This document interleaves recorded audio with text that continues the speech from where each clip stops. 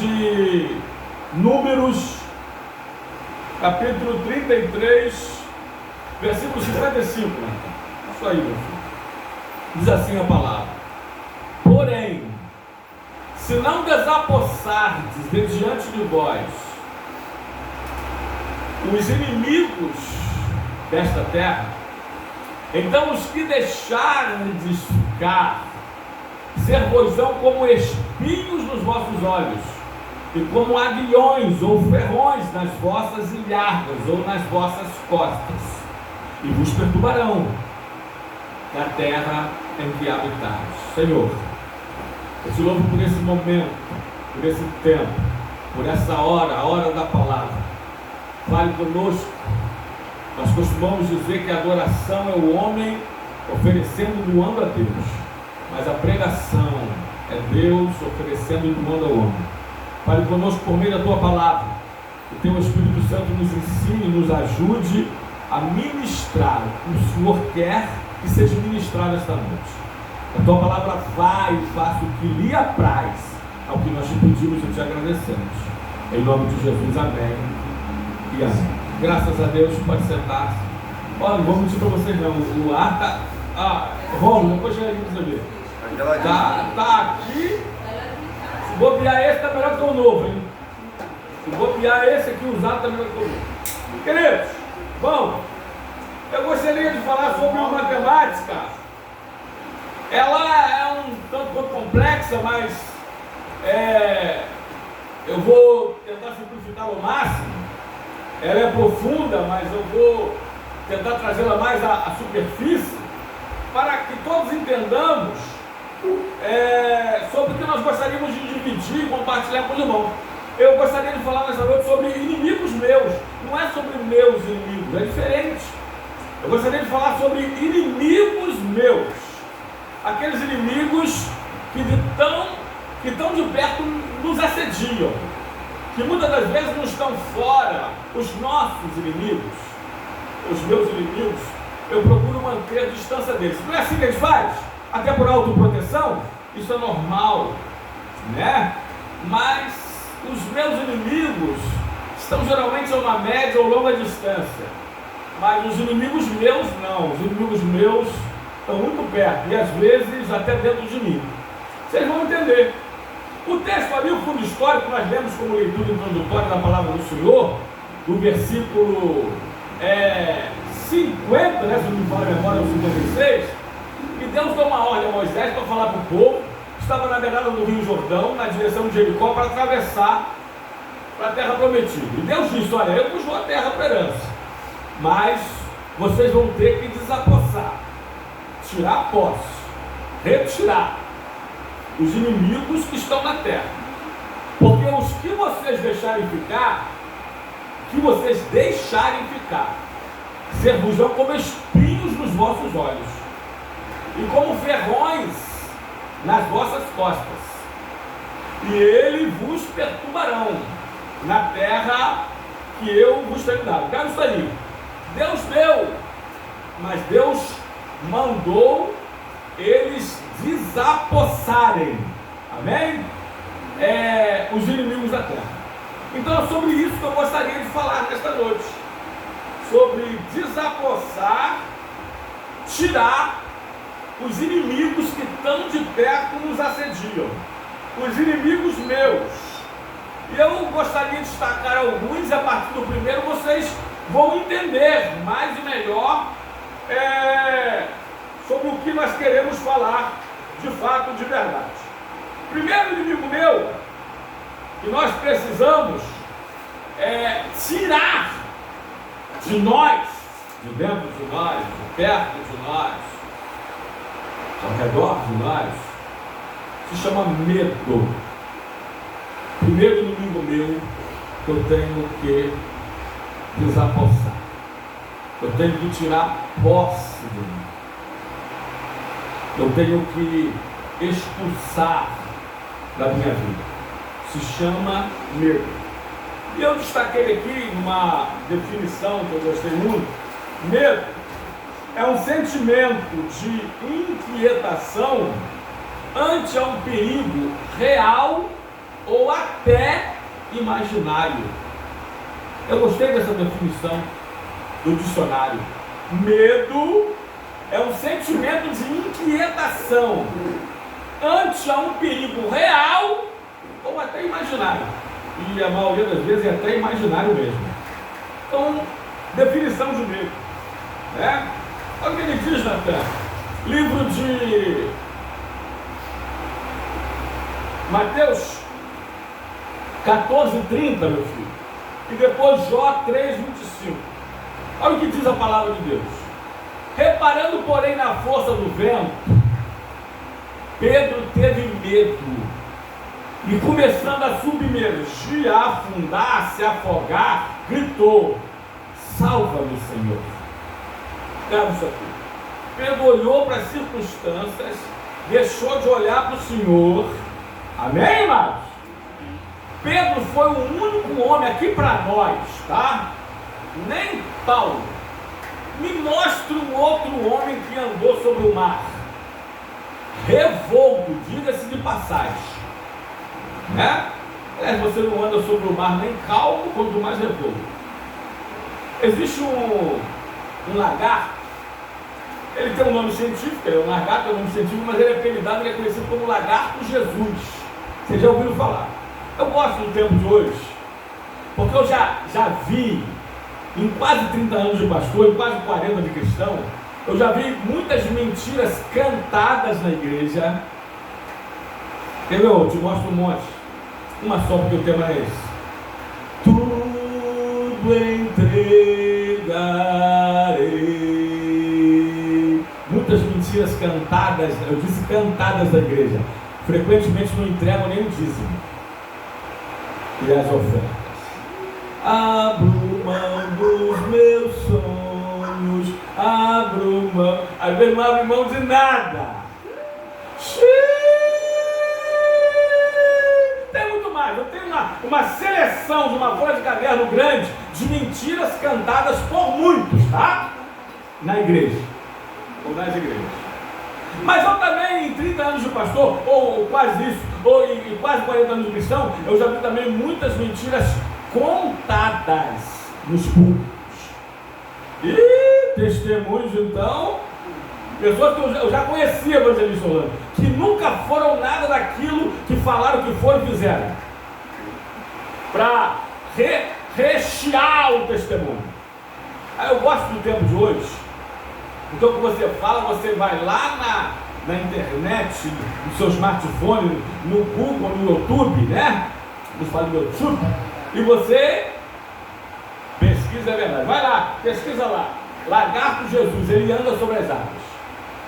Ele é tão rápido que ele bate, já que está jogando, cria uma bolha e ele vai andando. Atravessa, às vezes, um lago.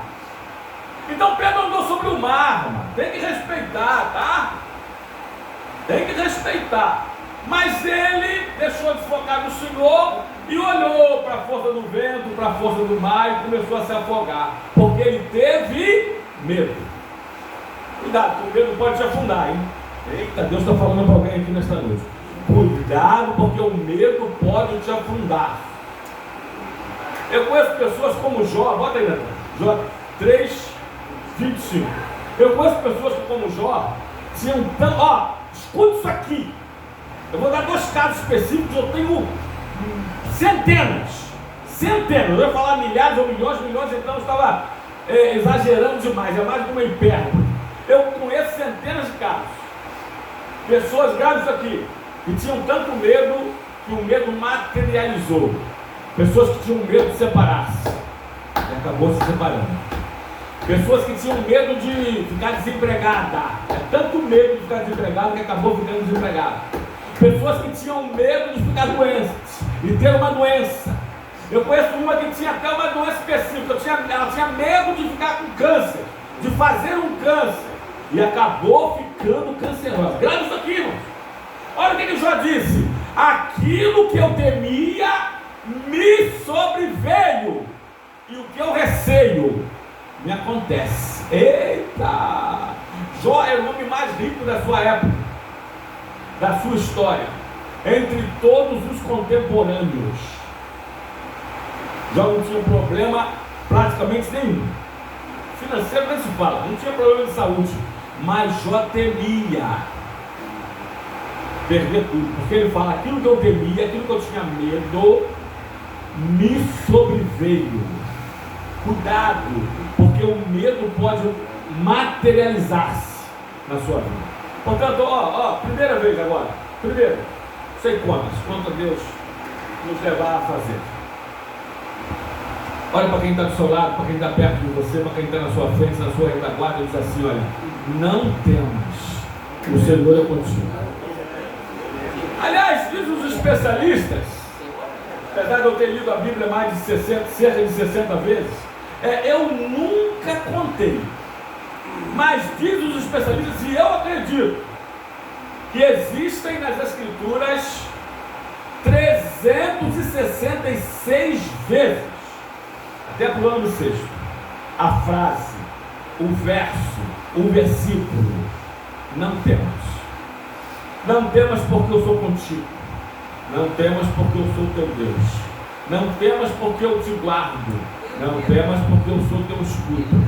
Não temas. A cada dia do ano, até no ano bissexto, Deus te acorda a cada dia e te diz: não temas, porque eu sou contigo. Pastor, aí vem alguns profissionais da mente, eu também sou profissional da mente, e diz assim: não, o medo é bom, amados, porque o medo te livra daquilo que de medo você tem. Cara, isso aí não é medo, isso é cautela. Não, mas se você tiver medo de morrer afogado, você não vai para o fundo, então você nunca vai morrer afogado. Tem gente que nem na água entra. Como é que você vai morrer afogado se você não entra na água? Isso não é medo, isso é cautela. Aliás, cautela. Você lembra dos ditados antigos? E canja de galinha não faz mal a ninguém. Você tem medo de altura, você não fica na beira do prédio de 10 andares, de 20 andares. Isso não é medo, isso é cautela, isso é cuidar. Amém? Se o medo, aliás, a palavra de Deus diz que o amor, né, que está em João, o primeiro de João, também se é, o verdadeiro amor lança fora todo o medo. Se o medo fosse bom, Deus não falava a cada dia do ano, Deus te acordava: não temas, tá? Não tem um ditado que diz que você enfrenta um leão por dia? Não tem? Mas você está com um leão da tribo de Judá, de Judá. Amém? Não temas, Deus te diz a cada dia.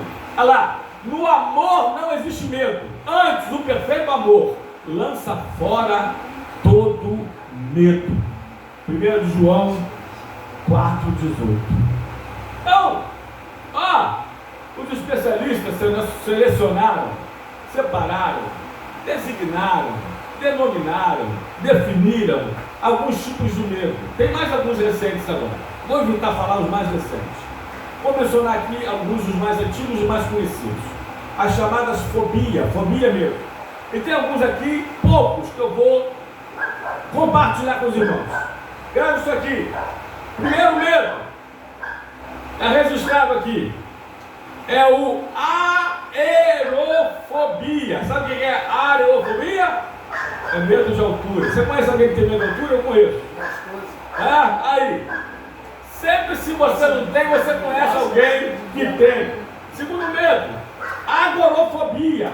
É medo de espaços abertos. Tem pessoas que não suportam, tem medo de espaços abertos.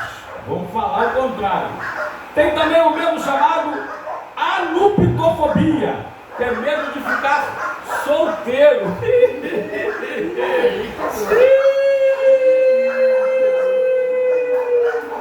Esse tem um monte de irmãos e irmãs, principalmente, por medo de ficar solteiro. Esse aqui é tema de um filme, aracnofobia. Aracnofobia é medo de aranha. Tem gente que tem medo de aranha, medo de barata, medo de insetos. Existe um chamado astrofobia, que é medo de trovões, raios e trovoadas. Você conhece alguém que tem? Eu também conheço. Outro medo, claustrofobia. Esse é medo de lugares fechados. Tem pessoas que não sobem elevador. Vocês sabiam disso? tem medo de lugares fechados. Sim? Existe outro, chamado coimetrofobia. Coimetrofobia é medo dos cemitérios. Mas eu conheço também gente que não passa perto do cemitério de jeito nenhum. Passa distante, dá uma volta ao quarteirão. Tem medo do cemitério, tem medo dos mortos. Outro. E ó, esse aqui está cada vez mais recente, está cada vez mais em moda. Filofobia. Sabe o que é filofobia? Medo de amar. Eita, vocês sabiam disso? Pessoas que têm medo de amar. Amar e não ser amado. Amar e não ser correspondida. Aí tem medo. Se armam. Sabiam disso? Outro medo. Arpachofobia. Que é medo de ser roubado, irmãos. Você vê uma moto vindo com dois brilhantes. Muitos passam por esse medo. Arpachofobia, medo de ser roubado. Outro medo aqui. Hematofobia. Sabe o que é hematofobia? Medo de sangue. Tem gente que desmaia. Aí, tá vendo? Sempre vamos conhecer, ou sermos ou conhecermos alguém que tem um desses medos. Sabe qual outro? Esse aqui eu conheço. Aqui tem alguns que têm esse medo. Principalmente no outono e inverno. Hidrofobia. Sabe o que é isso, hidrofobia? Medo de água.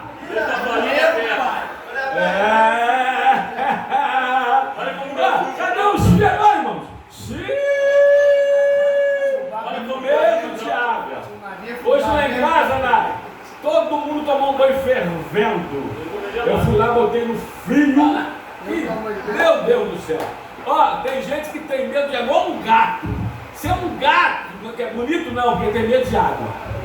Você não é gato porque é bonito, não, porque tem medo de água. Você é uma gata. É medo de água mesmo. Eu tenho hidrofobia. Hidrofobia, medo de água. Outro medo. Monofobia.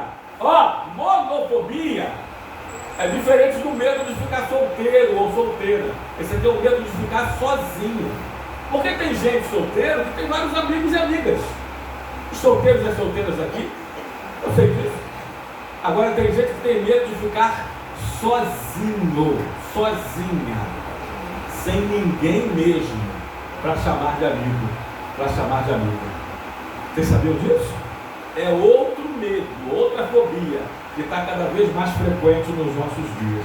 Outro medo, e esse aqui também é muito conhecido, nitofobia ou nightfobia, que é medo do escuro, é medo da noite.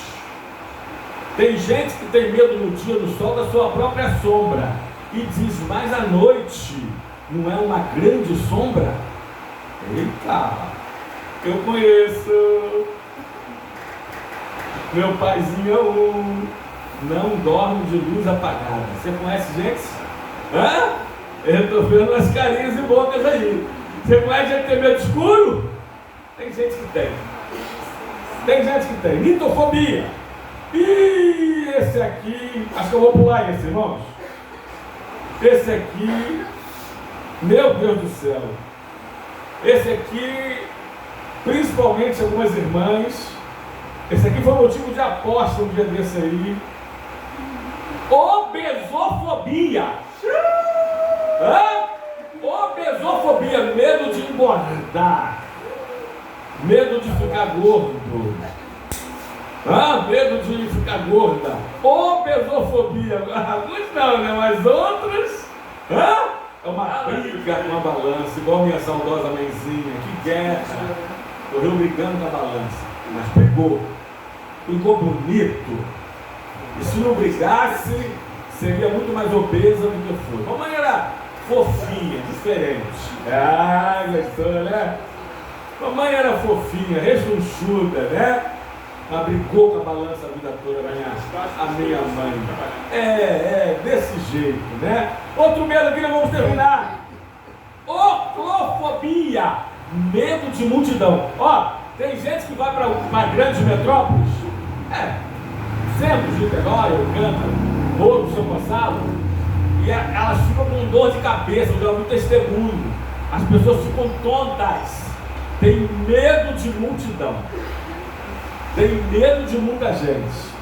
E tem outro aqui para a gente fechar, senão vai levar muito tempo só com as fobias. Tanatofobia. Tanatofobia é medo de morrer. Olha para quem está do celular. Olha para quem está aí pertinho e diz assim: você tem tanofobia? Fala assim para ele, para ela: você tem medo de morrer? Pergunta: você tem? Porque quem tem medo de morrer não vive. Amém, amados? Amém. Ó, e deixa eu falar uma coisa, porque o pessoal brinca assim, né? Cristão salvo, aliás, o cristão tem que ser salvo, nem todo crente não está, mas o cristão sim. O salvo sabe que quando morrer vai para o céu, mas ninguém quer morrer. Ó, ninguém quer morrer numa coisa, outra coisa é ter medo de morrer. E nós não precisamos. Aliás, irmãos, o que de pior, se é que eu posso dizer o que de pior pode acontecer conosco, é morrermos. Mas a morte para nós é vida. Então não temas. Não temas, porque o Senhor é contigo. O primeiro inimigo meu que eu tenho que desapossar, expulsar de mim, é o medo. Amém? Segundo lugar.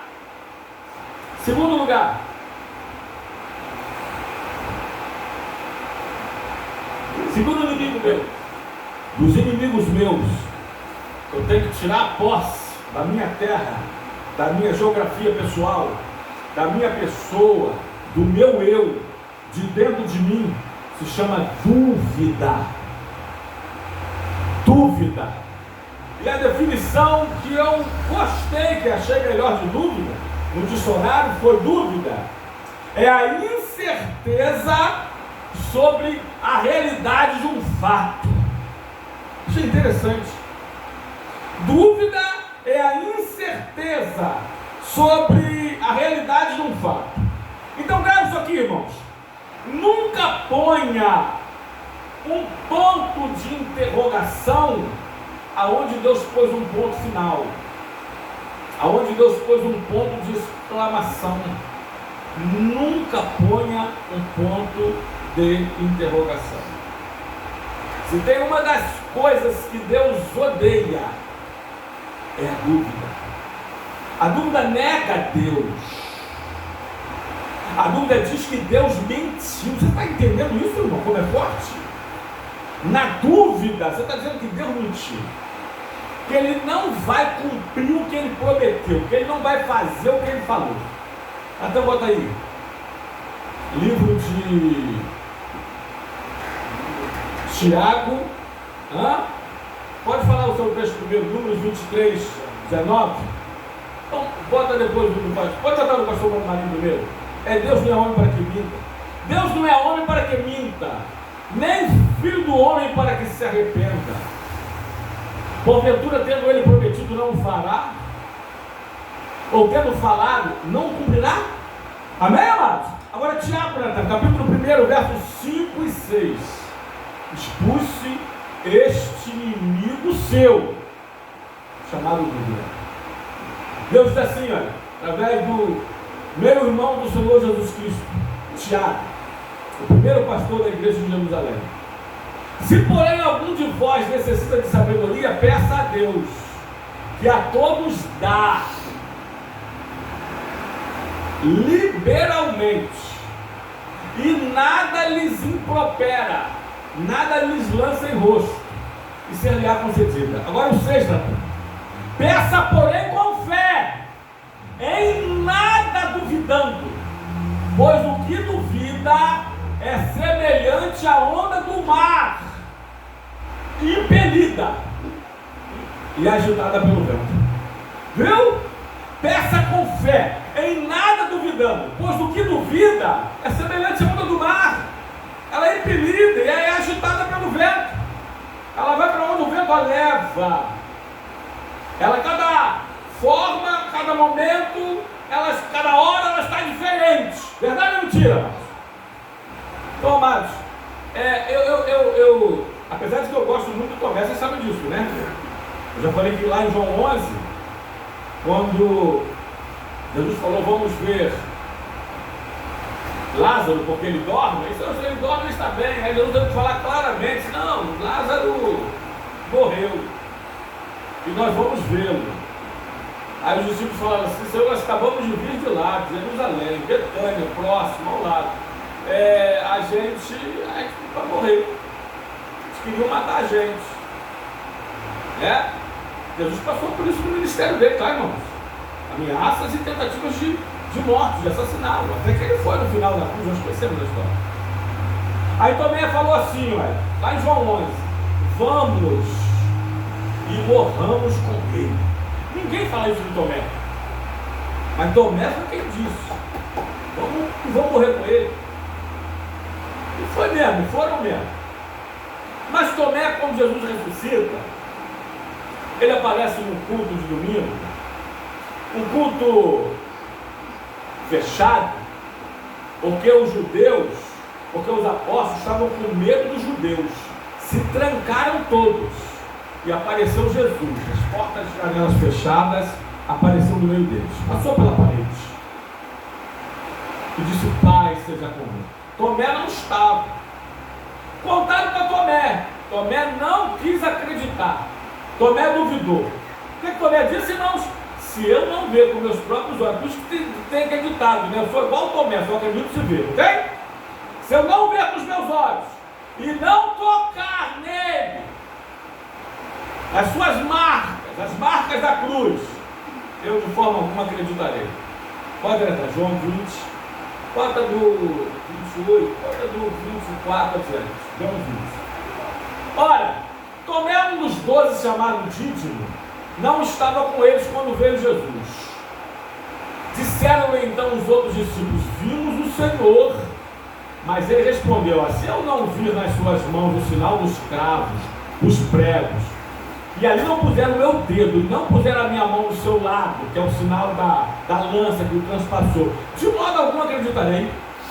Passado 8 dias depois da outra semana, estavam outra vez ali reunidos os seus discípulos, e Tomé estava com eles. Olha como é que é ruim faltar o culto, para quem falta o culto. Eita, Tomé faltou o culto na primeira, mas nesse Tomé foi ao culto.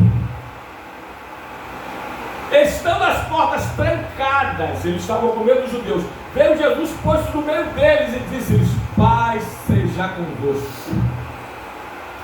E logo disse a Tomé, agora Tomé teve um privilégio que parece-me que os outros não tiveram, tá bom? E logo disse a Tomé, põe aqui, Tomé, o seu dedo e vê as minhas mãos, chega também a mão e põe no meu lado, não sejas incrédulo, mas crente, ou seja, não duvides, mas creia. É o que Deus está falando para nós nesta noite. Eu não sei o que você está passando, a sua luta travada, eu não sei as suas lutas internas, os inimigos seus e os seus inimigos, você sabe. Ninguém está sentindo o que você está sentindo. Mas deixa eu dizer uma coisa, não tenhas dúvidas, mas creia, creia, tendes fé em Deus. Marcos 11, 22. Aí Tomé diz no 28, respondeu-lhe Tomé, eu creio que ele se prostra, eu tento imaginar assim, Senhor meu e Deus meu. Senhor do grego Kurios, que quer dizer Senhor de senhores, Senhor dos céus, da terra e do mar e de tudo que neles há. Ele diz Senhor meu e Deus, tá bom para vocês? E Deus meu. Eita, bota no 29, então. Disse-lhe Jesus, porque viste, crestes, bem-aventurados os que não viram, mas creram, mas creram, mas creram. Expulse de dentro de você esse inimigo seu, chamado dúvida. Chamado dúvida. Há duas virtudes, de tantas outras, que Deus mais ama. Eu disse uma das que Deus mais odeia. Agora, as duas virtudes cristãs, das que Deus mais ama, se chama amor e fé. Natan, 1 de Coríntios, 2 de Coríntios 13:13 é a bênção apostólica, né? 1 de Coríntios é o capítulo do amor, 13:13. Agora, pois, permanece a fé, a esperança e o amor. E desses três, porém, o maior deles é o amor. Eu já escrevi, né? Está para sair o livro As Realizações da Fé. Não se engane, tá, irmãos? Não é a fé na fé, não. Nem poder do pensamento positivo. É as realizações da fé em Deus. É a fé em Deus que realiza. O Deus que realiza. É isso. E quem sabe eu escrevo um outro, aliás, o próximo, já está na agulha, já está na ponta da caneta, porque eu escrevo na caneta, depois Tânia passa para o computador, depois a gente manda em PDF pelo Word, né? Para a editora, e depois o livro é lançado. Eu vou escrever sobre bênçãos retidas. Por que elas ficam retidas e como retirá-las dos depósitos celestiais. Mas eu vou repetir. Uma das duas de tantas outras virtudes que Deus mais ama é a fé. Portanto, não duvide, porque a dúvida nega a Deus. A dúvida diz: Deus mentiu, Deus não pode, Deus não faz, Deus não vai fazer. Expulse esse inimigo seu, de dentro de você, chamado dúvida. Terceiro inimigo meu, que eu tenho que desapossar de mim, senão ele em mim ficando vai perturbar minha mente, vai atingir meu coração. Aliás, a palavra de Deus diz que vai furar os meus olhos. Amém, amados? No texto que lemos. Terceiro inimigo meu se chama ansiedade.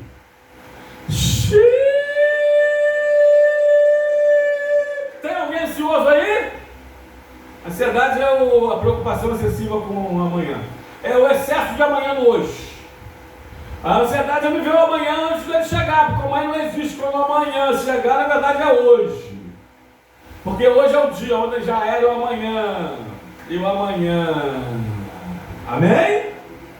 Ansiedade, preocupação, é uma ideia fixa que antecipa e que perturba a mente.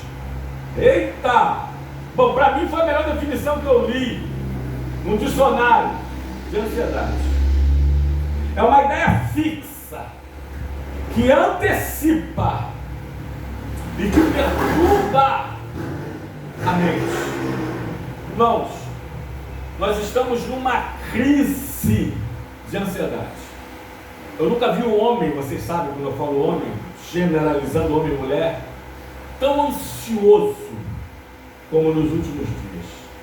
Aliás, a pregadora de ontem, eu perguntei lá atrás, na varanda da igreja, a Angélica, se ela era psicóloga, porque em alguns momentos ela falou como tal. E ela falou sobre a ansiedade. Lembra o número que ela deu? A cada 20 mulheres, vocês lembram disso? Se eu não me esqueci, 15 estão ansiosas. Eita! É muito grande o número, amados. Você com ansiedade, por causa do amanhã, você acaba por não viver o hoje, que é o dia que Deus te deu para você viver, para ser vivido. Deus não te deu o amanhã. O ontem ele já tirou de você, passou. Deus é eterno, é temporal. Para Deus não existe ontem, amanhã ou depois, mas para nós existe. Grava disso, grava isso. Mas o dia é hoje. Então, Salmo 118, versículo 24. Este é o dia que fez o Senhor, alegremo-nos e regozijemo-nos nele. Há 2 dias com os quais você não deve se preocupar. Sabe por quê, amados? Porque esses 2 dias não existem. Sabe quais são os 2 dias? Ontem ou amanhã. 2 dias pelos quais você não deve se preocupar, ansiar, jamais. Ontem já era. O amanhã não existe. Hoje é o dia. Hoje é o dia. Bom, ontem e amanhã só existe no calendário, naquela folhinha de papel que você tem lá na sua cozinha, que a igreja, o ministério chama, dá todo ano para vocês. E esse ano de novo, no culto da virada. Assim como o marcador de Bíblia dos propósitos da igreja e dos seus objetivos para o ano 2025. E assim como o plano de leitura diária das Escrituras durante todo o ano que vem, 2025. Então esse calendário é só lá que existe o ontem e o amanhã. Mas ele não existe na nossa vida. E você não deve se preocupar com eles. Até coloca aí por gentileza alguns textos. 1 Coríntios 7, 32. Depois Mateus 6, aí eu vou ler a partir do 34. Diz assim a palavra do Senhor. O que realmente eu quero é que sejais livres de preocupações. Aqui no Paulo, apóstolo amado, o maior dos apóstolos, o apóstolo dos pés sangrentos, o Senhor vai me perdoar. Mas aqui nesse caso, o que realmente eu quero é que estejais livres de preocupações.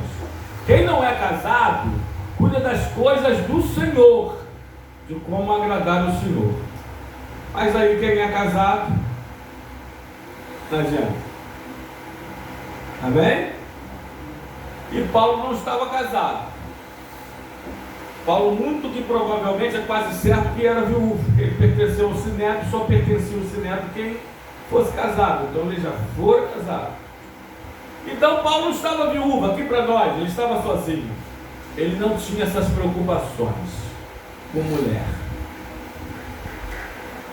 E a esposa, Deus está falando aqui também, tá? As preocupações de vida com o marido. Preocupações num bom sentido. Teu esposo está bem? Ele está bem alimentado? Ele está bem satisfeito? Sim!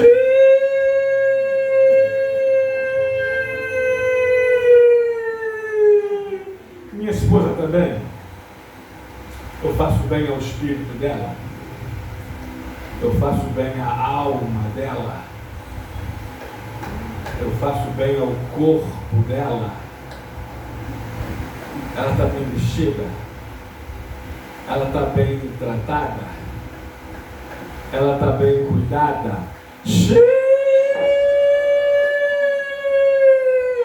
Deus está falando na terra, hein? Amém? Amém, irmãos? Isso aí. Então Paulo está dizendo assim, solteiros, evite essas preocupações do casal, fique solteiro, continue solteiro. Ninguém praticamente quer ficar solteiro, né? Quer ter dor de cabeça mesmo, quer ter enxaqueca mesmo, não vai fazer o quê? Então eu profetizo para as solteiras e solteiros aqui, um casamento até esse final do ano, em nome de Jesus. Pronto, você quer, então vai. Amém? Até bota aí, Mateus 6. É muito bom ser crente. Eu seria crente, até na outra encarnação eu seria crente. Jesus, portanto não vos inquieteis. As irmãs gostam, né? Portanto não vos inquieteis. Vamos aqui para nós. Com toda a preocupação, e são muitas.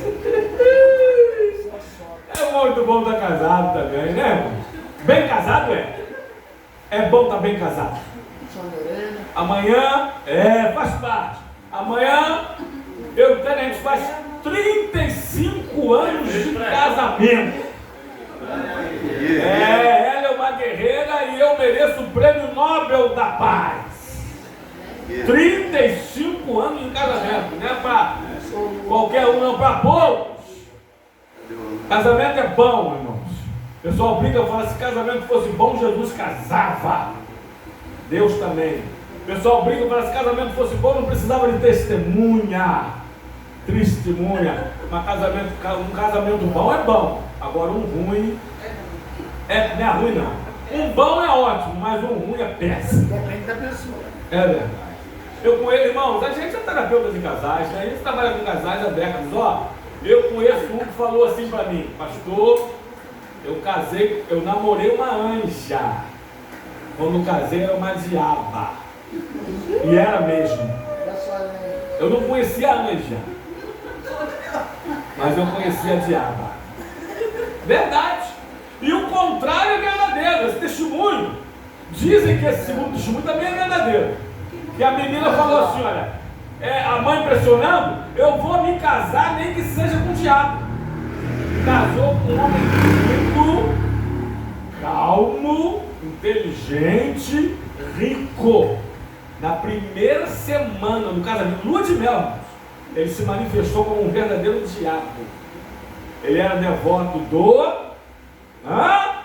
ele fez casinha no quintal da casa dele. E ele batia nela, traía ela, até que ela não aguentou mais. Mas ela profetizou: vou casar-me, nem que seja com o diabo. Cabe isso aí. Mas deixa eu falar uma coisa para vocês. Quando eu termino o culto aqui, eu oro e falo assim: Senhor, eu faço isso quase sempre, né? Que a nossa casa seja um pedacinho do seu céu, seja uma amostra grátis do paraíso, o paraíso na terra, e jamais a nossa casa seja um puxadinho do inferno. Irmãos, não pergunta a Tânia não, porque ela não vai te falar, ela não pode te falar. Dá nomes. Nós conhecemos casa de crentes, que é um verdadeiro puxadinho do inferno. Eu acho que alguns aqui também. É um inferno dentro de casa. Na igreja é glória a Deus misturado com aleluia. Em casa é cada palavrão que não se pode nem pensar, porque só pensar é pecado. Conheço.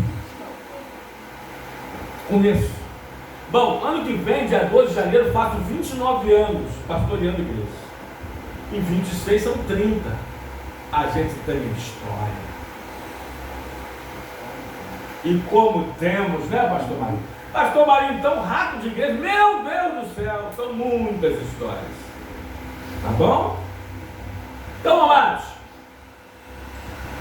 evite preocupações e se liberte, expulse a ansiedade, porque ela em nada te ajuda, só te prejudica. Ainda te faz doenças psicossomáticas ou doenças emocionais, que vai terminar no seu corpo, é lógico, evidente. Natan, eu continuo. Portanto, não vos inquieteis com o dia de amanhã, pois o amanhã trará os seus cuidados. Basta o dia o seu próprio mal. Amém? Filipenses 4:6. Então eu ia ler mais um texto de Mateus 6, mas não vai dar tempo. Eita, 54. Essa mensagem eu acho que vai valer parte 2 e parte 3. Inimigos meus. Terceiro inimigo, ansiedade. Diz Filipenses 4:6, não andeis ansiosos de coisa alguma. É de coisa alguma mesmo. Aliás, diz Mateus lá no 6, nem quando eu quero a vez de comer, nem quando eu quero a vez de beber, nem quando eu quero a vez de vestir. É isso que Deus está falando. Não andeis ansiosos de coisa alguma, mas aqui ele acrescenta algo tremendo. Transforme a sua preocupação em sua oração. Eu aprendi a fazer isso. Mas, e para nós? Eu não sei, pastor. O que é insônia? O que é insônia? Sabe o que é insônia? Mas eu faço 1001 coisas.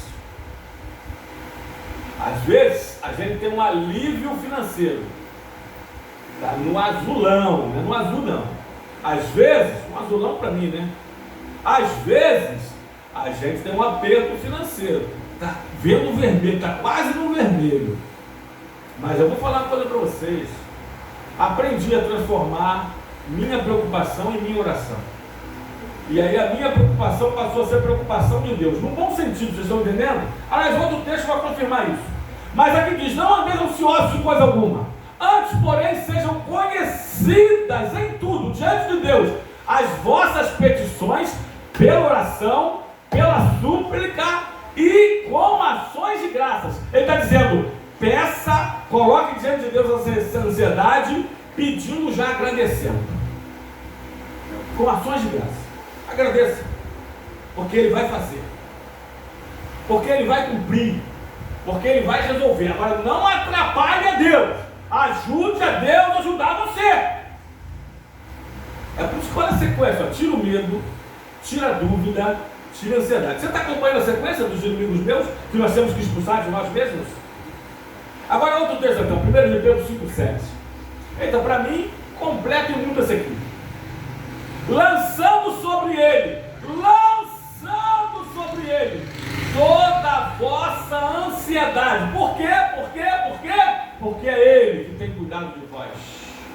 É Ele que tem cuidado de nós. É Ele. Então lança, irmãos. Irmãos, olha só. O tempo é tão... Lançar isso aqui. Né? Essa caneta vermelha é uma grande preocupação e ansiedade minha. Meu Deus. Eu só tenho ela, eu preciso que ela escreva. E essa aqui realmente já está no finalzinho, está vendo a tinta? E ela parou de escrever. Eu já esquentei ela, já fiz acontecer. Que ansiedade. Aí, já até caiu. Aí, eu tô falando. Já até caiu. Já falando que você não né? E eu saí dali do... Aí, o que eu tenho que fazer? Lançar fora. E lançar e fazer isso aqui, ó. Natan é Deus. Lançar sobre ele toda a nossa ansiedade, porque ele tem cuidado de nós. Lance. Mas tem gente que lança com uma mão e puxa com a outra. Tem gente que lança assim, ó, vou lançar. Sim. Vou lançar, ó, mas não abriu a mão. Tem crente que não abre mão nem para lançar. Lance sobre ele toda a vossa ansiedade, porque é Ele que tem cuidado de vós. Confie nele. Creia nele. Se você se preocupa, você não crê. Se você crê nele, você não se preocupa. Eita, eu vou repetir. Vou repetir, você vai pegar essa aí. Se você se preocupa, é porque você não crê nele. E se você crê nele, você não se preocupa. Está nas mãos dele. Eu já lancei sobre ele toda a minha ansiedade. E ele tem cuidado de mim, eu creio. Ele tem cuidado de mim. Amém, amados? Amém?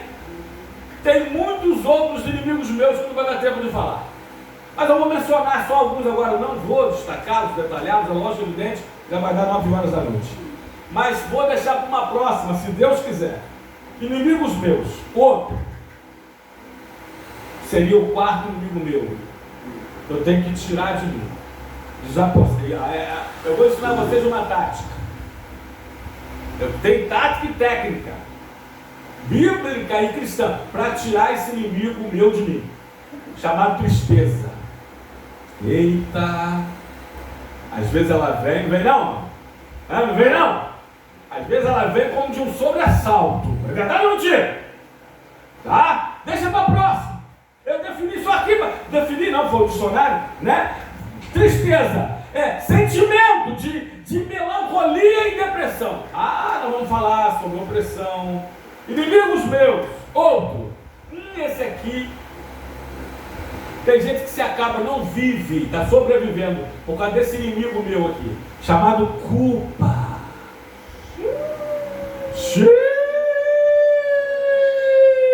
Você fez ou deixou de fazer lá em 1900 e lá vai fumaça.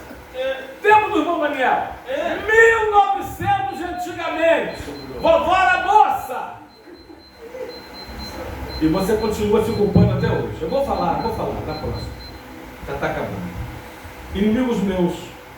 Mas só para deixar a gente com água na boca, existem outros inimigos meus que a gente precisa. Grava isso aqui, ó. Fraqueza. Egocentrismo. passado, traumas, comodismo. Como é que é aquela palavra para comodismo, Natan? Protelar, procrastinar. Você conhece gente que está sempre procrastinando, adiando para amanhã? Amanhã existe? Adiando. Nunca termina o que começa. Procrastinação é outro inimigo meu, inimigo seu, que você tem que tirar diante de você. Amém, amados?